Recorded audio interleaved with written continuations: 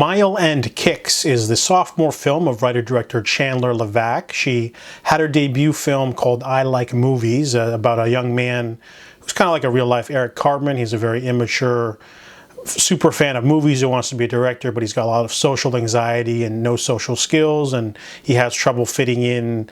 It was a pretty interesting debut, but this one's a little bit better because it's partly autobiographical in nature, is based off of her own life, following Grace. She's a 22-year-old music critic who writes good articles. However, she abruptly leaves her job and wants to move to Montreal, and her mother is against it, but she wants to just sort of go out there and write a book about Jagged Little Pill by Alanis Morissette, because she's a huge fan. So she's able to use her connection at her old job in order to get a book publishing deal. However, she starts to get distracted when she befriends her roommate, and her boyfriend is Hugo, who's part of a band called Bone Patrol, and she starts hanging out with them. They invite her to a party. She meets Archie. He's really chill, but he's kind of closed off. And then she falls for Chevy.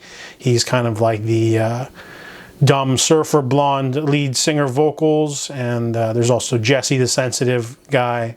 So it's a four-man band, but she's a fan of them, and she gets distracted basically by trying to date Chevy, and she's sort of too into him, and he treats her like garbage, and she starts to neglect the book. And this movie definitely does have sort of the similar sort of self-destructive tendencies of I Like Movies protagonist, main character who's a little bit immature and naive and doesn't quite have their shit together, but the movie's got a great soundtrack. It's got a little familiar to like something like Almost Famous, groupie culture, a few other things thrown in there too. It's quite an interesting narrative. It's a little bit simplistic for the finale, but overall a really good, charming, little fun, romantic film, a little bit of comedy, a little bit of quirkiness, a little bit of seriousness. It's definitely an interesting movie because it's like a period piece of 2011 in Toronto and Montreal, so there's definitely a lot of flavor to it, and I really enjoyed this film. Really good performance from Barbie Ferreira.